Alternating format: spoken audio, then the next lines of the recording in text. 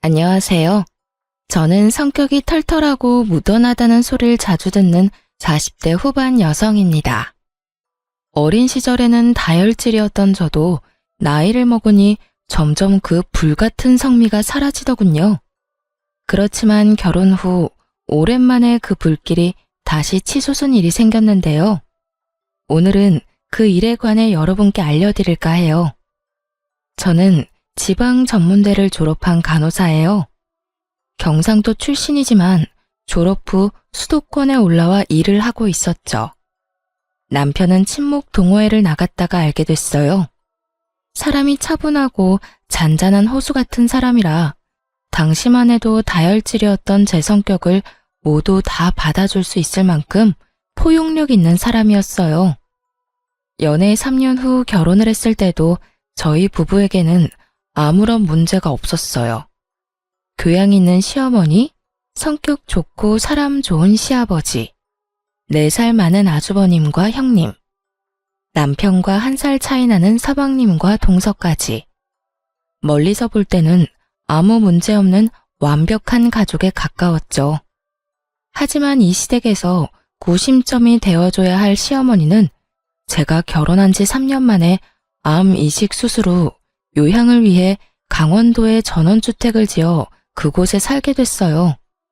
혼자 가는 건 힘드니 시아버지와 함께 갔죠. 그렇게 시부모가 사라지니 그들의 본성이 드러나더군요. 동서, 친정도 멀고 많이 힘들지? 아무래도 사람 사는 곳 다 똑같다고는 해도 근본적으로 수도권이랑은 다른 부분이 많지. 여전히 지방은 시골이잖아. 그러니까 내가 앞으로 좀 더 챙겨줄게. 형님의 그 말에는 아주 작은 가시가 있었어요. 눈치가 빠른 제가 그걸 모를 리 없었죠. 딱 들어봐도 밑에 지방과 시골에 대한 멸시가 바탕에 깔려 있잖아요. 그렇지만 수도권에 오고 나서 간혹 이런 사람들을 만난 적이 있기 때문에 그러려니 하고 넘어갈 생각이었어요. 이런 거 하나하나 대응하느니 그냥 쓰레기는 쓰레기로 두는 게 속 편하거든요. 네, 고마워요, 형님. 정말 딱 그렇게만 말했어요. 가타부타 말 섞을 것도 없죠. 그냥 지나치면 그만인 것을. 당시 저희는 새로운 신혼집에 들어온 지 얼마 되지 않은 상태였어요. 결혼한 지 3년이나 됐지만 괜찮은 집을 찾을 수 없고 아무래도 돈이 좀 모자라서 2년 반 정도 제 자취방에서 살면서 돈을 모으고 있었거든요. 그래서 이번에 들어온 새 집이 너무 좋았어요. 작은 집이었지만 제 나름의 인테리어도 하고 안에 드릴 가구며 가전도 모두 제가 손수 골랐죠. 그런데 형님이 저희 이사 소식을 알고는 도와주겠다며 이것저것 챙겨주기 시작하더군요. 처음에는 커피 머신이었고 그 다음은 에어프라이어였어요. 솔직히 챙겨준 것들 모두 중고였고 그다지 필요 없는 물건들이었지만 억지로 가져다 안겨주는 그 물건들을 안 된다고 도로 돌려보낼 수 없었어요.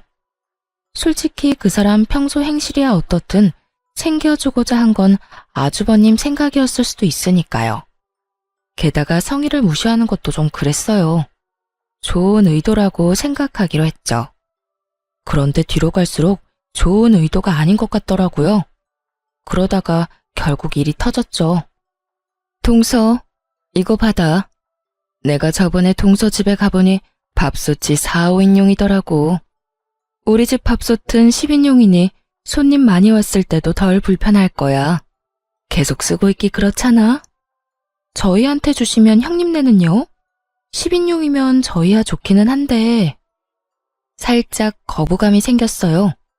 솔직히 여태 형님이 챙겨준다고 해서 받은 것들은 상태가 썩 좋지 않았거든요. 커피 머신, 토스트기, 선풍기, 에어프라이어, 튀김기.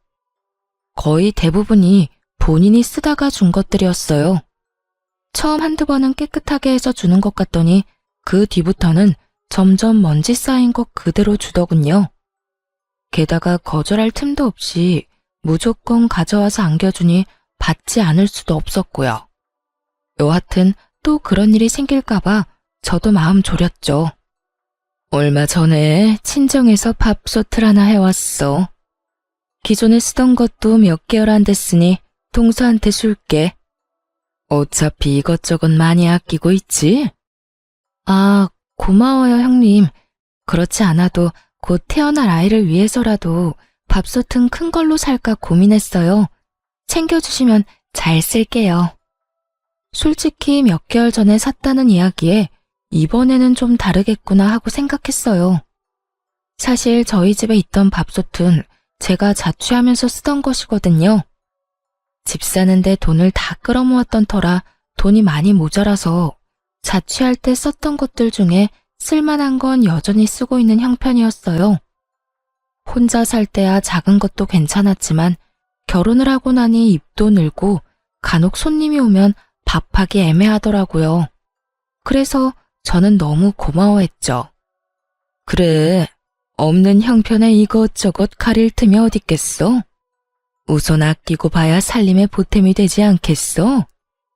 그러니까 밥솥 살 생각 말고 그 돈으로 고기나 더 사 먹어. 어차피 서방님이랑 동서 둘이 벌어서 돈 되는 일도 없잖아. 뭐 지방에서야 둘이 번 정도면 잘 먹고 잘 살 수 있었을 텐데 여기는 좀 다르지. 그 정도 월급 누구 코에 붙여? 그러니까 아끼고 살아. 내가 이렇게 도와주잖아. 피식 웃으며 꺼내는 형님의 말에 묘하게 기분이 더러웠어요. 하지만 이번만은 버리지도 못하고 저희 집 구석에 쌓인 형님이 준 물건과는 다를 거라는 생각이 들었죠. 그렇게 고마움의 인사를 전하고 집에 돌아왔어요. 그날은 바빠서 열어보지도 못하고 잤어요. 다음 날이 남편 강원도 가는 날이었거든요.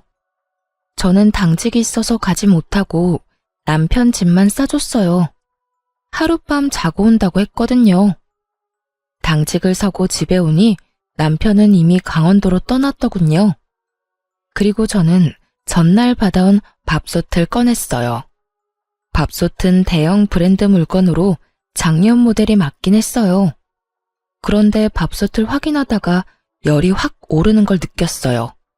뚜껑 닫히는 부분에 있는 이음새 중 한쪽이 깨져서 잘 닫히지 않는 걸 발견했거든요.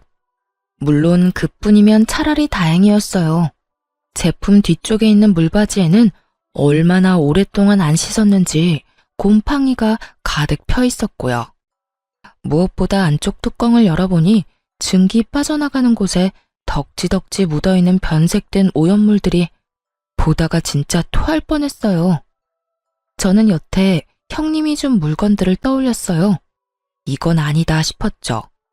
솔직히 여태 받아온 것들 모두 하자가 있었거든요.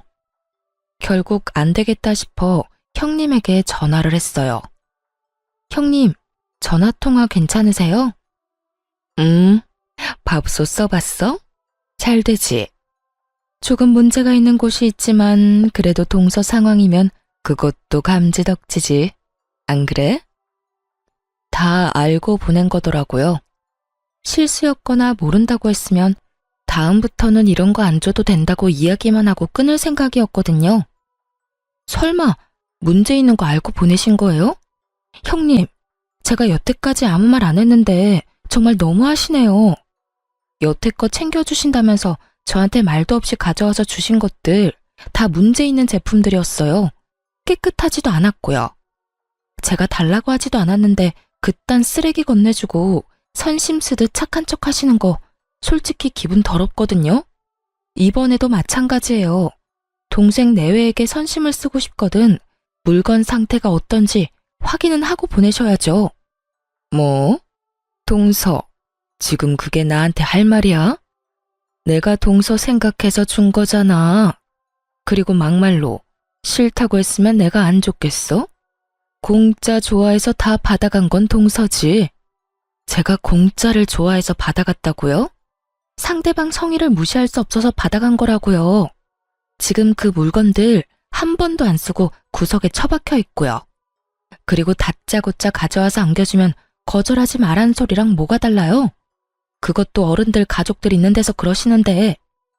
아니, 동서는 차례 줘도 난리야. 얻어쓰는 주제에 그럼 새 것처럼 반짝거릴 거라고 생각했어? 웃기네. 동선의 집이 능력 안 돼서 그런 거 해올 형편 못 되는 거면 동서 본인을 탓해야지. 그래서 누가 그렇게 없는 사람처럼 하고 있으래? 없어 보이니까 내가 안 쓰던 거 다 챙겨준 거잖아. 솔직히 말씀하세요. 그거 폐기물 버리는데 돈 아까워서 우리 집에다 버린 거 아니에요? 선심 쓰는 척 할 수도 있고 돈도 아끼고 딱 봐도 폐기물인데. 말 다 했어? 동서 그렇게 안 봤는데 사람 참 아나무인이네. 당돌하게 윗사람한테 전화해서 이러는 것도 웃기고. 내가 동서 친구야? 화났는 일 있으면 막 화내도 되는 그런 친구냐고. 그런 일이 있더라도 좋게 말하면 되지 왜 전화와서 사람 기분 상하게 난리야? 시골에서 올라와서 아무것도 모르는 것 같아 챙겨주려고 했더니 호강에 겨워서는. 필요 없으면 다 버려. 누가 뭐래? 네, 알겠어요. 그럼 제가 알아서 다 버릴게요. 그러고 전화를 탁 끊어버렸어요. 주변을 둘러보니 쌀을 담았던 아대자루가 보이더군요. 시골에 농사 짓는 친척분이 보내주신 쌀 포대였는데 여기까지 오느라 여기저기 찢어지고 더러워졌지만 물건 넣는 데는 별 문제 없어 보였어요. 저는 그 포대자루에 형님이 줬던 물건을 싹 다 넣었어요. 준 성의가 있어서 무시하지는 못했지만 쓰기에는 더러워 한 번도 써본 적은 없던 쓰레기들을요. 그리고 포대자루를 질질 끌고 차에 실었어요. 버려달라니 그 말 그대로 해줄 생각이었어요. 하지만 제 집은 아니었죠. 저는 형님 집으로 차 타고 열심히 달렸어요. 그리고 꽤 오래전에 형님이 알려준 아파트 현관 비번을 눌렀죠. 바뀌지 않았던 건지 열리더군요. 그리고 엘리베이터를 타고 올라가 형님 집 문 앞에 그 포대자루를 놔두고 나왔어요. 제 것도 아니고 사용한 적도 없는데 왜 제가 제 돈 주고 버려야 하나요?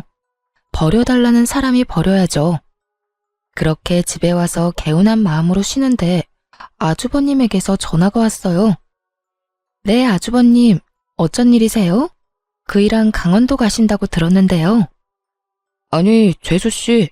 한 가지만 물어보려고 전화했어요. 혹시 우리 와이프가 재수씨한테 준 물건들 상태 확인된 거 사진 있습니까? 아, 그거요? 그럼요, 있죠. 전부 다 사진은 찍어놨어요. 혹시라도 나중에 버렸을 때 왜 버렸냐고 화내시면 들려드릴 말은 있어야 하잖아요. 그렇게 이야기하는데 아주버님 목소리 뒤로 엄청 시끄러운 소리가 들리더군요. 형님의 목소리였어요. 혹시 형님이랑 같이 계세요? 아니요, 그게 아니라 강원도인데 우리 와이프가 동생한테 전화해서 화내는 바람에. 어떤 상황인지 대충 감이 왔어요. 제가 반품한 쓰레기를 확인하고 형님이 저희 남편에게 전화해서 생 난리를 치고 있더군요. 게다가 그 목소리는 남편의 스피커폰을 통해 시부, 시모, 아주버님이 계신 그 자리에 모조리 다 흘러들어갔고요. 남편이 말할 틈도 주지 않고 오디오를 꽉꽉 채우는 형님을 보며 자기 무덤 열심히 파고 있구나 하는 생각이 들었어요. 속으로 진짜 고소했거든요. 교양 있는 척, 착한 척, 사람 지방 출신이라고 돌려가는 형님이 곧 망가질 생각을 하니까요. 역시나 그때 제가 보낸 사진을 본 것인지 시모 목소리가 들렸어요. 아니, 밥솥 상태가 이게 뭐냐? 아, 그게 말이에요. 저희가 사용하던 걸 급하게 주느라. 애미야, 너희가 동생 챙겨주는 거 뭐라 하는 거 아니다. 다만 챙겨줄 거면 욕 얻어먹을 짓은 하지 말아야지. 누가 보면 쓰레기를 갖다 준 거라고 생각하지 않겠니? 아무리 선의로 한 일이라도 이런 물건을 가져다 주면 아무도 감사하지 않을 거다. 도대체 첫째는 무슨 생각으로 이걸 둘째한테 갖다 준 거냐? 시모의 말에 아주버님도 당황한 것 같더군요. 시모는 본래 조용하고 차분한 성격인데 첫째 형님의 행동에 경악하신 듯 했어요. 적어도 시모의 상식선에서는 일어날 수 없는 일인 듯 보였죠. 저는 시모의 말 덕분에 마음이 좀 놓였어요. 저와 비슷하게 생각하는 사람이 있었으니까요.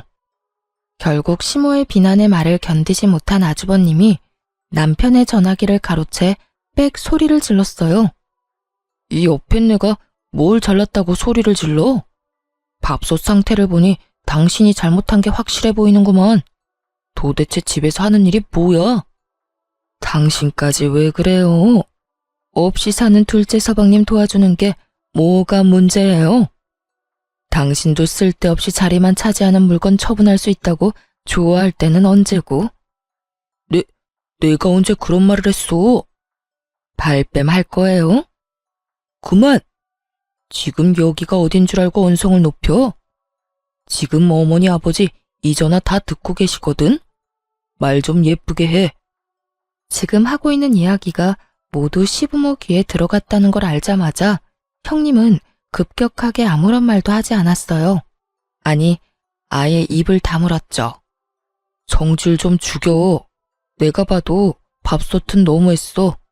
다른 것들도 많이 낡았고. 당신이 좋은 일 한다기에 내가 말리지 않았지만 신경 안 썼다고 이런 식으로 하면 안 되지. 앞으로 절대 이런 일 없도록 해. 그러고 남편 전화가 끊긴 모양이었어요. 그리고 아주버님이 저한테 말하더군요. 재수씨, 내가 신경 못 써서 미안해. 우리 와이프도 나쁜 뜻으로 그런 거 아닌 거 알지? 내가 따끔하게 혼내놨으니 다음부터는 안 그럴 거야. 아주버님이 제게 사과하며 전화가 끊어졌어요. 나중에 집에 돌아온 남편에게 물으니 제가 들은 것보다 더 대단했다고 하더군요. 전화하자마자 서방님 어쩌면 이럴 수 있냐? 동서가 해도 너무하지 않냐? 그렇다고 쓰레기를 우리 집 앞에 버리면 어쩌냐 해서 스피커폰으로 돌린 거래요. 쓰레기를 우리한테 버린 건 생각도 안 하고 지금 당신한테 화낸 거야? 형님도 진짜 너무하시네. 나랑 싸웠으면 나랑 끝을 내야지. 왜 당신한테 전화를 해? 내가 쉬워 보였겠지. 형님이랑 같이 강원도 가는 거 깜빡하신 모양이더라. 알고 있었으면 나한테 그런 소리 했을까 싶어. 미안해. 괜히 당신 기분 나쁜 소리 듣게 만들었네. 당신이 사과할 게 뭐가 있어. 이게 다 우리가 너무 좋게만 생각해서 그런 거지. 앞으로는 그런 거 준다고 해도 받지 말자. 우리가 달라고 한 것도 아니고. 그런 걸 주고도 상대방이 감사해야 할 거라는 생각은 도대체 어떤 머리에서 나오는 건지 모르겠네. 남편도 저도 공감하는 말이었어요. 그렇게 그 뒤로 저희 가족과 형님네 가족은 그런 일로 싸울 일은 없게 됐죠. 쓰레기는 자기들이 돈 내고 버려야죠. 왜 남의 집에 쓰레기를 버리나요? 여하튼 그 뒤로 형님과 얼굴 마주칠 때마다 서로 정색하는 어색한 사이가 됐어요. 솔직히 저야 속 편했죠. 매번 지방 시골 이야기하면서 사람 까는 말 듣고 있는 것도 하루 이틀 일이지 이젠 그 말 안 들어서 좋더라고요.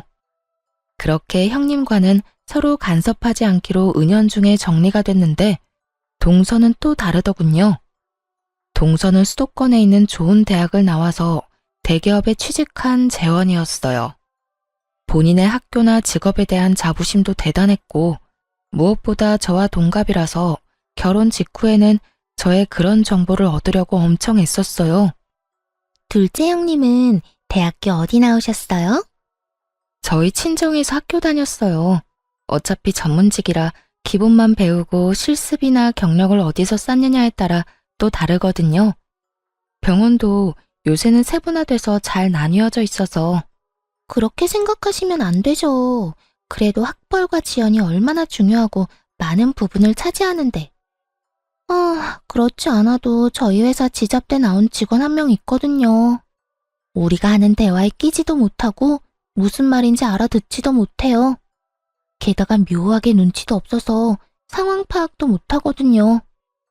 뭐 지잡대 나왔다고 다 그런 건 아니겠지만 대부분은 그런 사람들이니까요. 동서의 말을 듣는 내내 표정 관리하기 어려웠어요. 솔직히 지방에서 대학 나온들 뭐 그런 사람들은 외계에서 왔나요? 지금 당장 지나다니는 사람 중에 지방대 출신인 사람 골라보라고 해도 못 고를 게 분명해 보이는 동서에 쓸데없는 아는 척에 저는 동조해주기도 싫어서 대답도 안 했죠. 그런데 갑자기 그러더라고요. 그러고 보니 형님도 경상도 출신이었죠. 그 사람도 그렇던데. 혹시라도 같은 동네 주민이었으면 죄송해요.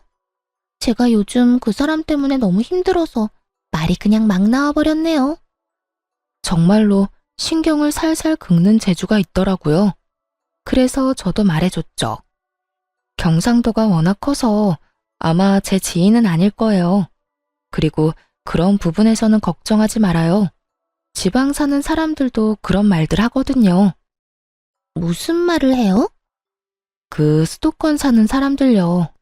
눈 뜨고 있어도 코 베어가는 사람 수두룩하니 믿지 말라고요. 그리고 서울 깍쟁이라는 말이 왜 있겠어요? 여기 사람들 그만큼 까다롭고 인색하다고 생각하고 있거든요. 솔직히 별것도 아닌 걸로 등급 나눠서 사람 차별하는 것도 어떤 한 사람 때문에 잘 알고 있기도 하고 틀린 말도 아닌 것 같고요. 아, 미안해요. 서로 까는 거 피차 일반이니까 깔끔하게 동서도 저도 서로 미안해하지 않기로 해요. 그럼 됐죠?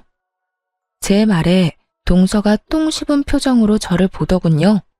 제가 말한 그런 사람이 본인을 지칭하는 거라는 걸 알았나 봐요. 말로 하지는 않았는데 그렇게 눌러줬으면 더 이상 그런 주제로 이야기 안 할 법도 한데 동서는 끊임없이 저를 그런 대화에 끌어들이려고 하더라고요. 같은 나이라는 게 믿기지 않을 만큼 유치해서 결국 그 뒤로는 아예 상대를 안 했어요. 같은 인간 취급받기 정말 죽기보다 싫었거든요. 그런데 이게 끝이 아니었어요. 동서는 이를 갈고 있더라고요. 하루는 명절에 가족들이 다 모인 자리가 있었어요. 저와 동서는 같은 나이인데다가 아들 나이도 똑같거든요. 둘 다 당시에는 고등학교 1학년이었죠. 동서가 슬슬 시동을 걸더군요. 어머님, 우리 첫째 요즘에 칭찬 좀 해주세요. 세상에, 이번에 전국 학력평가라는 시험을 쳤는데 우리 아들이 세상에 거의 대다수 과목이 2등급이더라고요. 1등급이 제일 좋은 거고 아래로 8등급까지 있는데 거기서 2등급이면 진짜 잘한 거거든요. 누굴 닮아서 그런지 머리 하나는 똑똑해요. 대놓고 자식 학력 자랑하는 걸 보니 또 시작이다 싶었어요. 그런 동서 옆에서 저는 절대로 자식 성적 자랑은 안 했어요. 우리 아들이 모자라서가 아니라 세상에 공부 잘하는 사람도 많고 그게 아이의 자만심이나 절망으로 이어질까봐 솔직히 불안한 면이 있었거든요. 그래서 어딜 가든 저는 저희 아이들의 인성을 칭찬하면 칭찬했지 학업 성취로 칭찬한 적은 없었어요. 사람들이 없을 때 잘했다고 과하게 칭찬해주는 건 있었지만요.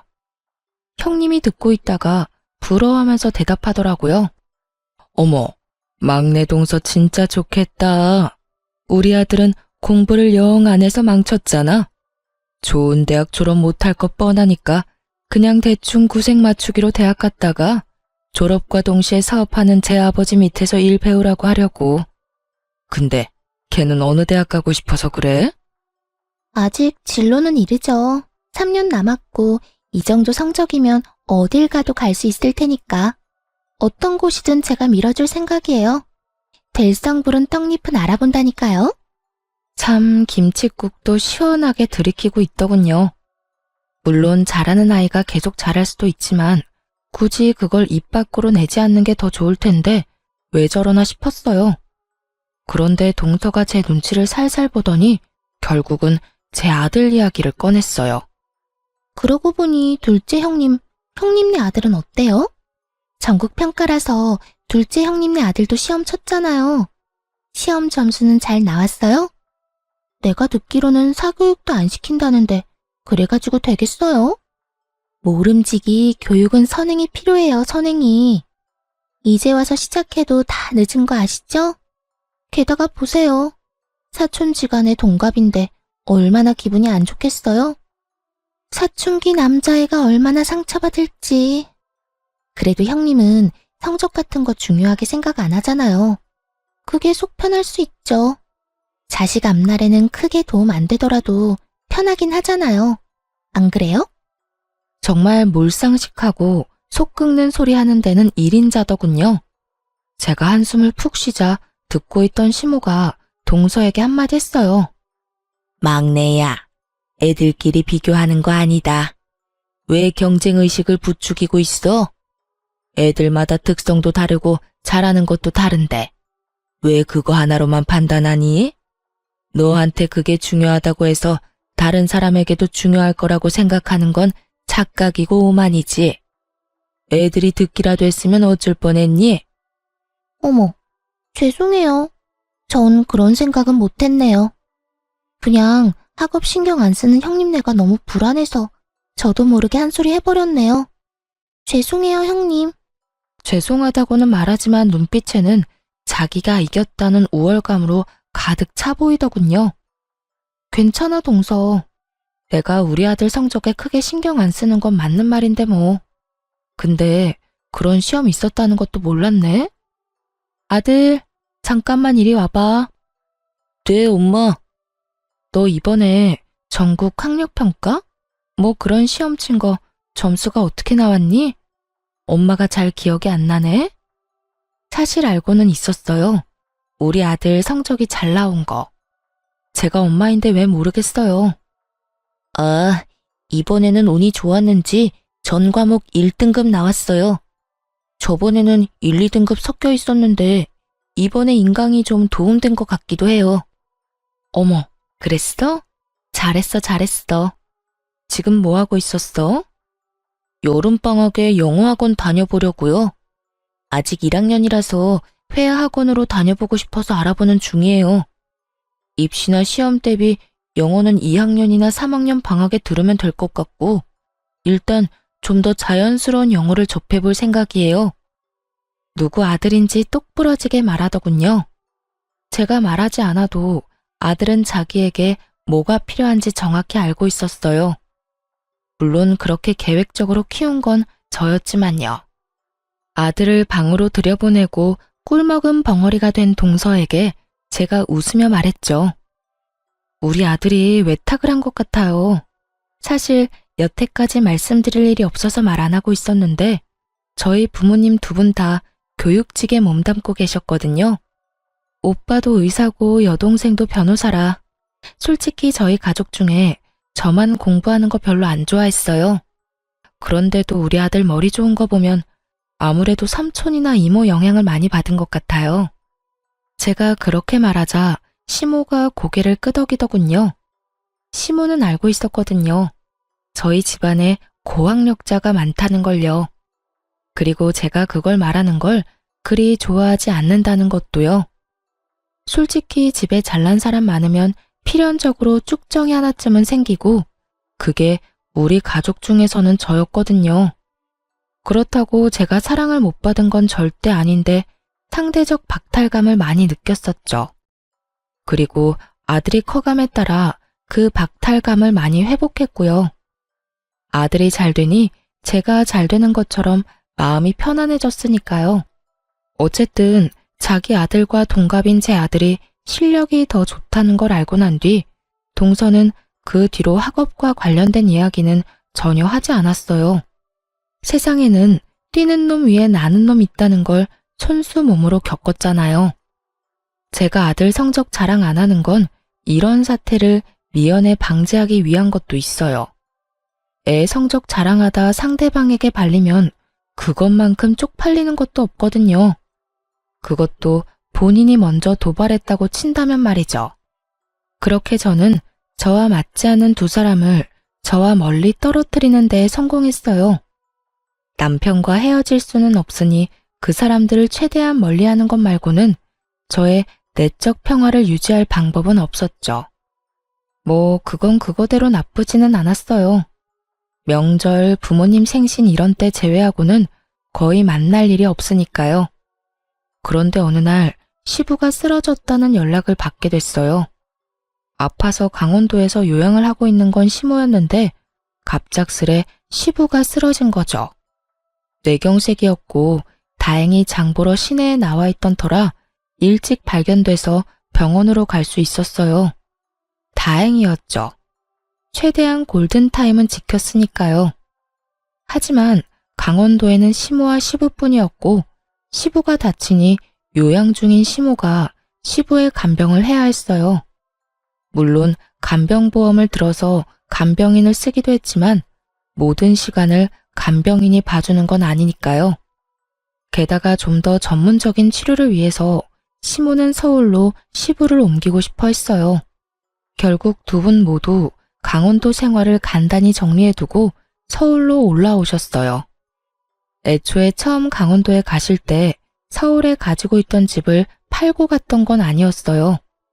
시부가 모아놓은 돈으로 강원도에 전원주택을 지었고 살고 있던 집은 당시 막내 도련님 결혼과 동시에 전세를 싸게 내줬거든요.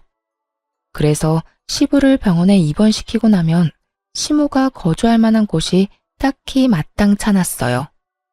그날은 시모가 저희 삼형제 내외를 모두 부른 날이었어요. 너희 아버지 입원하고 나면 병수발은 나와 간병사가 될 거다. 간병인은 간병보험 등거에서 나오지만 24시간 붙어 있는 게 아니니 당연히 나도 너희 아버지 수발 들어야 해. 그러려면 내가 여기에 머물 곳이 필요한데 너희 세 형제들 집 중에 한 곳에서 머물렀으면 하는구나. 자식이 셋이나 되는데 누구 하나는 같이 살 사람 있지 않겠니? 시모 말에 일순 그 공간이 조용해졌어요. 그러더니 형님이 갑자기 막내 동서를 바라보며 말하더군요. 어머님, 제 생각에는 막내 동선에서 지내시면 될 것 같아요. 동서 살고 있는 집도 어차피 어머님 댁이었고 거기 전세 싸게 주고 들어갔잖아요. 제가 알기로는 정말 얼마 안 되는 금액이었다는데 그런 상황이면 미안해서라도 당연히 동서가 모시는 게 맞는 것 같아요. 마치 결정했다는 듯 통보하는 형님에게 동서가 눈을 부라리며 답했죠. 큰형님, 말씀 참 이상하게 하시네요. 이런 일에 당연이라는 말이 어디 있어요? 솔직히 당연한 걸로 치자면 큰형님이 모시는 게 맞는 거죠. 전업주부에 할 일도 없는 데다가 무엇보다 맏며느리잖아요. 그리고 형님네는 아주버님 혼자 벌어도 먹고 사는데 지장 없지만 우리는 전혀 달라요. 맞벌이를 해야 지금 애들 교육비라도 건져요. 하긴 교육에 신경 안 쓴 형님네야 그런 거 전혀 모르겠지만요. 그리고 고3 애들 있는 집이잖아요. 우리의 수업 망치면 책임지실 거예요? 동서 말하는 것 좀 봐. 어떻게 그런 식으로 말해? 시부모님 일이야. 그리고 확실하게 두 분 혜택 받고 있는 건 동서고. 내가 전업주부라고 할 일 없는 것처럼 말하는데 그거 다 편견이야. 내가 남편 사업 때문에 얼마나 바쁜지 모르지? 나도 왔다 갔다 힘들어. 그런 사람한테 꼭 일을 더 시켜야겠어? 아니 형수님, 말씀 좀 너무하시네요. 우리가 무슨 혜택을 받아요? 우리도 돈 내고 그 집에서 사는 건데. 생각을 좀 하시고 말씀하세요. 야, 너 네 형수한테 그게 무슨 말버릇이야? 그리고 너희 전세 가격이 근방에서 제일 싼 건 알아? 네가 부모님 아니었으면 그런 집에서 살 수 있었겠어? 나 같으면 부끄러워서라도 내가 모시겠다고 하겠다. 결혼하면서 돈 한 푼 없어서 부모님 손 벌린 주제에. 형님, 말 다 했어요?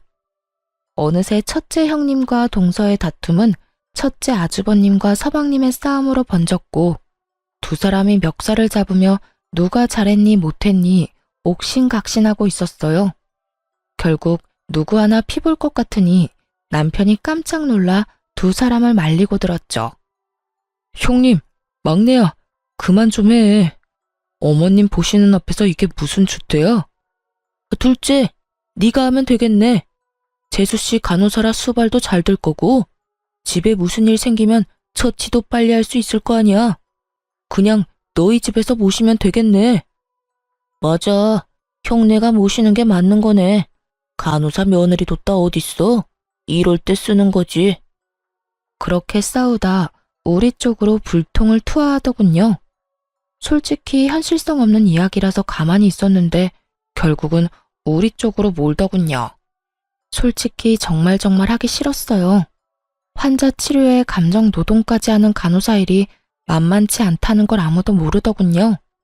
저도 일하고 난 뒤에는 집에서 손가락 하나 까딱하지 않고 쉬고 싶은 사람이었죠. 그런데 그렇다고 아픈 어르신 둘 데리고 또 죽어도 못 해드린다 말하고 그러는 것도 좀 인간적으로 아니라고 생각했어요.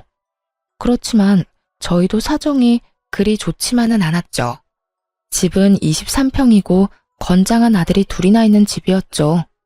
코딱지만한 방 3개를 아들 둘과 부부가 나눠 쓰고 있었거든요. 아무리 봐도 시모를 모실 자리가 없었어요. 저는 깊은 한숨과 동시에 남편에게 물었죠. 돈 많이 벌 자신 있어? 어머님 모시려면 좀 더 큰 집에 가야 해. 이 평수로는 거의 답도 안 나와. 저는 시모를 모시지 않겠다고 말하진 않았어요. 다만 현실적인 문제를 말했죠. 만약 당장이라도 큰 집에 갈 수 있다면 모시는 것도 가능할 것 같았거든요. 안 되면 대출 받으면 되지. 기존 대출 거의 다 갚아가잖아.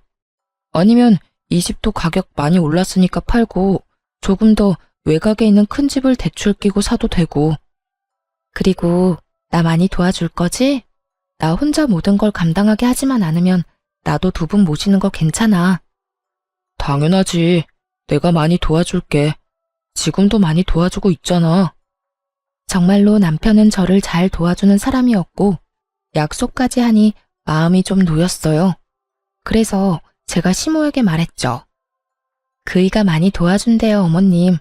그럼 저희 집에 가세요. 당분간은 좀 좁아서 힘드시겠지만 조만간 좀 더 큰 평수 알아볼게요. 제가 그 말을 하자마자 형님과 동서, 아주버님과 서방님 얼굴에 환한 웃음꽃이 피더군요. 수발 안 들어서 기분 좋은 건지는 모르겠지만 너무 속보이는 모습에 눈살이 다 찌푸려지더라고요. 그런데 그 모습을 다 지켜본 시모가 제 손을 꼭 잡으며 말하더군요. 그래, 고맙다. 둘째니가 참 힘든 선택을 했구나. 그런 의미에서 나도 그냥 너희 집에 얹혀 살며 수발만 받을 수는 없잖니. 그러니 내 강원도에 있는 전원주택 바로 정리하마. 그거 판 돈 둘째 너한테 줄 테니 지금보다 더 크고 교통도 편리한 집으로 이사 가자. 그 이야기에 저도 눈이 동그래지고 다른 사람들은 완전 사색이 됐어요.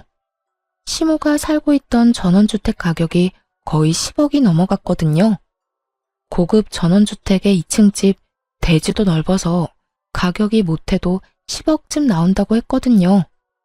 저는 슬쩍 형님과 동서의 얼굴을 살폈는데 순간 웃겨서 뿜을 뻔했어요. 두 사람 얼굴이 완전 똥 씹은 얼굴이 됐더라고요. 10억이나 되는 돈을 빌려주는 것도 아니고 준다고 하니 배가 아플 만도 하죠. 그러고는 갑자기 형님과 동서가 태클을 걸더군요. 어머님, 그런 게 어딨어요? 처음부터 그런 말씀하셨으면 저희가 모셨죠. 맞아요. 이건 불공평해요. 제가 맏며느리니까 제가 모실게요. 그게 당연하다고 생각해요. 당연은 무슨 당연이에요? 큰형님, 아까 저한테 뭐라고 하셨죠? 제가 부모님 혜택 받고 있으니까 제가 모셔야 한다면서요. 제가 모실게요. 그러니까 어머님, 저희 집으로 오세요. 정말 속안이 투명하게 비칠 만큼 날 것 그대로의 속보이는 반응이었어요. 서로 자기가 하겠다고 우기더니 갑자기 둘이서 또 저를 공격하더군요. 얌전한 고양이 부뚜막에 먼저 올라간다더니 이것 봐요. 얌전하게 생겨서 어머님 돈 때문에 수발든다고 한 거니까 거기에 속지 마세요. 네, 큰형님 말이 맞아요. 어머님이 이렇게 교양 있으신데 저런 지방대 출신에 교양 없는 지방 사람이랑 같이 있으면 어머님한테 도리어 안 좋아요. 둘째 형님, 돈 욕심 낼 생각 말고 어머님 저희한테 맡기세요. 아시겠어요? 참으로 당당하더군요. 뭐가 그렇게 당당한지 저는 눈꽃만큼도 모르겠던데 말이죠. 이 상황을 모두 지켜보고 있던 시모의 얼굴이 차갑게 착 가라앉더니 큰 형님과 동서에게 호통치셨죠. 너희가 그런 말할 자격이 어디 있어?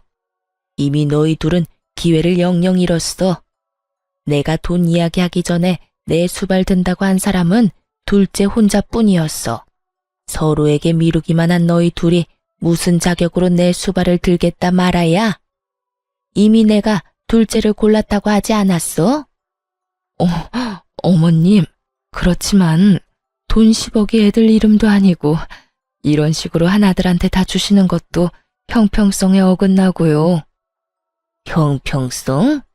100세 시대에 병들고 늙은 시부모 언제 죽을지도 모르는데 같이 모시고 살겠다고 한 사람한테 돈 10억 주는 게 뭐가 그렇게 형평성에 어긋나? 그리고 두 사람이 원하지 않았잖아. 싫다며 서로에게 떠넘긴 주제에 돈 10억이 그렇게 아쉬워? 그 돈 노동비야. 내가 주는 월세이기도 하고 일찍 죽으면 또 모를까 오래 산다면 짐밖에 안 되는 늙은이 잘 봐달라는 뇌물이기도 하고 그런 돈을 왜 날 돌보지도 않은 너희들한테 나눠야 해? 미리 경고하는데 이번 일 그냥 지나가지는 않는다. 앞으로 있을 유산 상속, 증여, 유언장 작성에 큰 영향을 줄 거니까 알고나 있어. 유산과 증여라는 말이 나오자 이번에는 아주버님과 서방님 얼굴이 사색이 됐어요. 여보, 그만해. 어머님 앞에서 이게 무슨 짓이야? 제발 처신 좀 똑바로 하라고. 당신도 제발 나대지 좀 마. 어머니가 어련히 알아서 잘하시려고 어서 둘째 형수님한테 사과해. 당신도 어서 사과해. 둘째 재수씨가 어머님 모신다잖아. 고맙다고 인사하고. 두 남편이 다그치자 결국 형님과 동서는 하기 싫은 표정이 역력한 채로 제게 사과의 말을 꺼냈어요. 강요로 점철된 들으나 마나한 사과를 듣고 저도 괜찮다고 말해줬어요. 이날 이후로 저는 시모가 전원주택 팔아서 마련한 돈과 대출을 좀 껴서 더 큰 집으로 이사가게 됐어요. 큰 집은 방도 4개고 병원도 가까워서 시부모님 모시기에도 괜찮았죠. 집 이사를 한 지 반년 만에 시부가 저희 집으로 왔어요. 처음에는 어른 두 분을 모시게 돼서 집이 좀 예민해지지 않을까 생각했는데 생각보다 분위기가 좋더라고요. 서로의 영역도 터치를 안 하니 그것도 좋았고요. 제가 바빠서 못하는 부분을 어머님은 잔소리 없이 해주셨어요. 원래 그런 분이시거든요. 차분하고 이해심 넓은 진짜 어른 같은 어른이요. 저도 항상 죄송해서 말씀드리면 돈 벌면서 육아도 잘하고 집안일까지 잘하는 완벽한 사람은 없다고 말해주셨어요. 어찌나 고마운 말씀인지. 보통 시모들은 무조건 완벽을 원하잖아요. 하지만 우리 시어머니는 그런 완벽보다는 노력을 더 좋아하셨어요. 그래서 분위기가 더 좋았던 건지도 모르죠.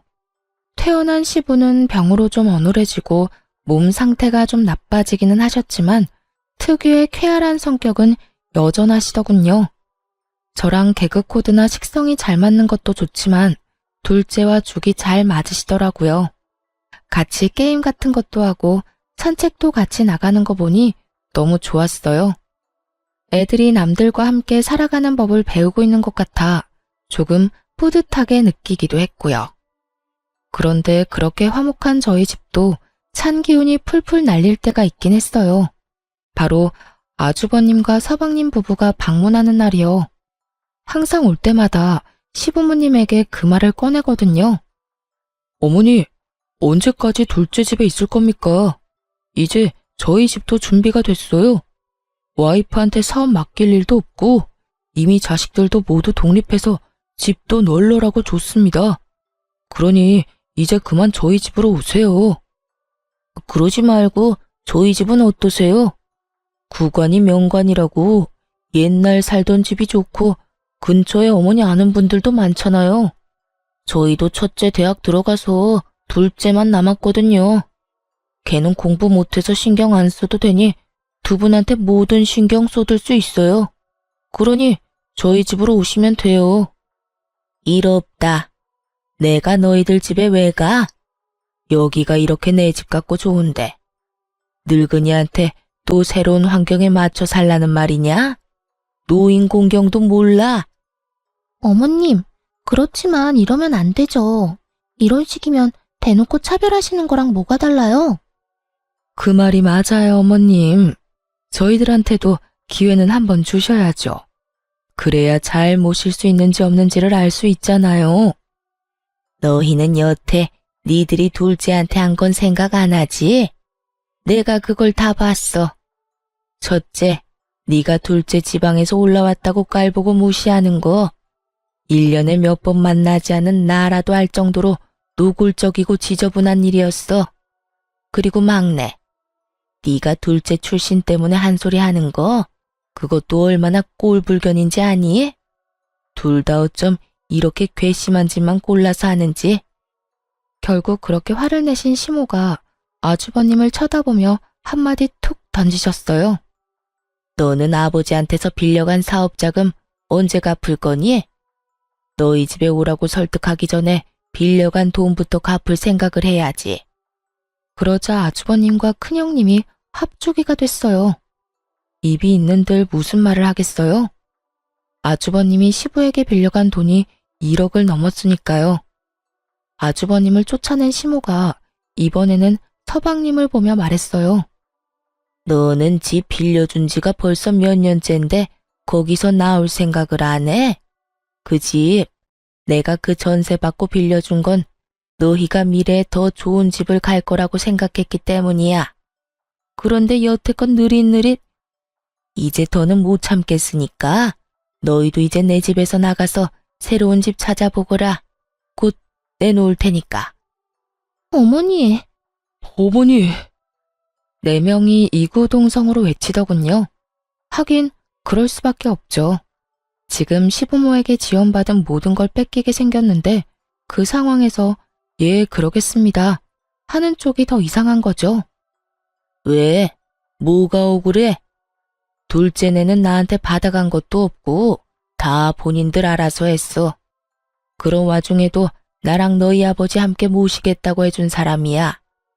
부모님한테 받아간 것도 많으면서 책임은 지지 않으려는 너희가 뭐가 억울해? 지금 너희가 가지고 간 것까지 돌려줄 생각 아니면 여기 와서 이렇게 난리들 치지 말어. 잘 사는 사람들 속 뒤집지 말고. 결국 4명 모두 돈 때문에 어머니한테 그런 말 아니라며 마치 변명하듯 말을 던져놓고는 밖으로 나가더군요. 그 뒤로 저희 집에 찾아와서 시부모에게 자기네 집에 가자며 꼬시는 사람은 없어졌어요. 그 사람들이 더 이상 찾지 않으니 속이 다 시원했죠.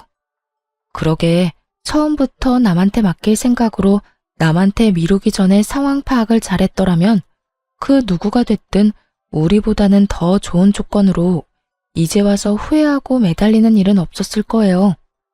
그저 눈앞에 귀찮은 일만 치워보자고 남한테 미루다가 결국은 알짜배기도 모두 뺏기고 본인들 것이라 생각한 것도 뺏기게 생겼으니 말이죠. 저는 처음에 형님과 동서가 저를 차별하거나 괴롭힐 때 시모가 너무 지켜보고만 있으신 거 아닌가 하는 생각을 할 때가 있었거든요. 보고도 못 본 채 하고 있는 것처럼 말이죠. 하지만 이번 일로 깨달았죠. 안 보이는 것 같아도 다 보이는 법이고 평소 행실대로 거둬가는 거라고 말이죠. 저를 출신이나 학력으로 차별하는 사람들은 저희 가족들 중에는 없어요. 그런 이야기 꺼낼 때마다 시모와 시부께서 기함을 하시니 아무도 그런 이야기를 못 꺼내죠. 오늘 제가 들려드린 사연 즐겁게 보셨나요? 긴 글 읽어주셔서 감사하고 오늘도 즐거운 하루 되시길 바랍니다.